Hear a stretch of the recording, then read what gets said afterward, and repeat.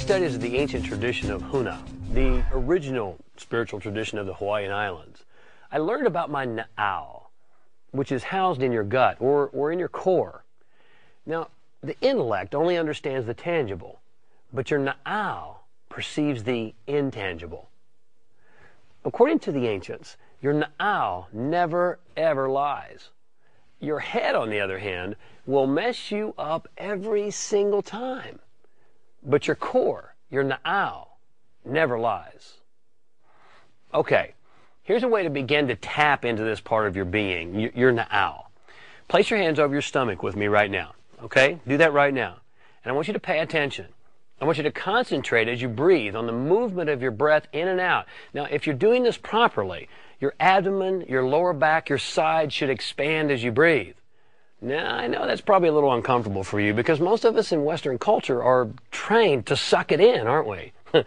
And we breathe high in the chest. But what you want to do is you want to breathe from your na'au, from your abdomen. It centers you. It calms you. Take a deep breath in with me right now. Are you ready? Take a deep breath in. And then let it out. Do you notice how that feels? Now, again, did your abdomen extend, your side, your back? Practice with that because it keeps you very grounded. It keeps you very centered. And then you'll be able to move out of the noise of your mind over time. It's going to take some practice. Stick with it. It's well worth it. Spiritual pillar is your one-on-one relationship with your creative source, however you define him, her, or it. And I'm not here to tell you how to define your creative source. I'm not qualified to do that. And neither is your clergy. You see, your one-on-one relationship with your creative source is a personal thing. It's your relationship, however you define that.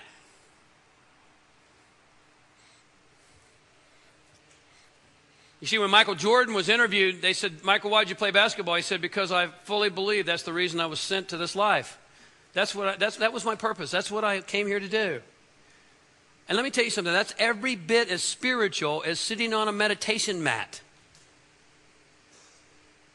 And I've meditated since I was 18 years old, almost every single day, so I'm not anti-meditation. But I'm also here in this world. Part of my purpose is to redefine spirituality because everything is spiritual. It's not just about chanting and burning sage, and I do those things. There's a time and a place for those things. I'm not anti any of that. I've done it all. It's not just saying certain prayers or certain circumambulations or sitting on a mat or any of those. All those things are wonderful. But where is spirit not? Spirit is everywhere. Your greatest spiritual calling is to find your purpose in this lifetime and to pursue it and to do it with excellence.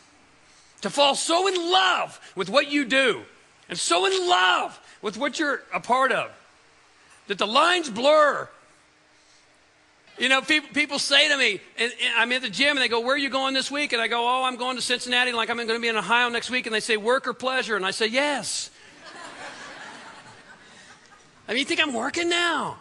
I mean, this is my job, and I love it. And then my wish for you is that you find that place where you so merge. And that's what the ancient esoteric traditions tell us, is that for you to reach the ultimate stage of spiritual enlightenment, you must fall in love. They call it bhakti yoga. In the East, bhakti yoga is to fall so in love that you and the thing merge. And there's no separation because it's all energy, it's all spirit, it's all God. And you can be, whatever you're doing, whatever you're a part of, it might be touching the elderly. It might be supporting children. It might be teaching this or that. It might be being a really, really great mom. Whatever it is, it doesn't matter. There's none greater than the other. If we all were here to do the same thing, how boring would that be? But it's that place where the lines blur. And time stands still. You know, when I'm in that inspired moment to be spirit, I mean, I can be up on the computer, I'm writing my new book, I'm like, and I finally look up, it's like 2 a.m. and I haven't had breakfast yet, or lunch, or dinner. I'm like, holy smokes. And you've been there. You know what I'm talking about. Those flashes, those moments, that's your spiritual wealth. That's why you're here, is to find that and to so fall in love with it. Take a moment to connect with your spirit, that part of you that's timeless and changeless. What inspires you? What do you love so fully and completely that you willingly and enthusiastically do it?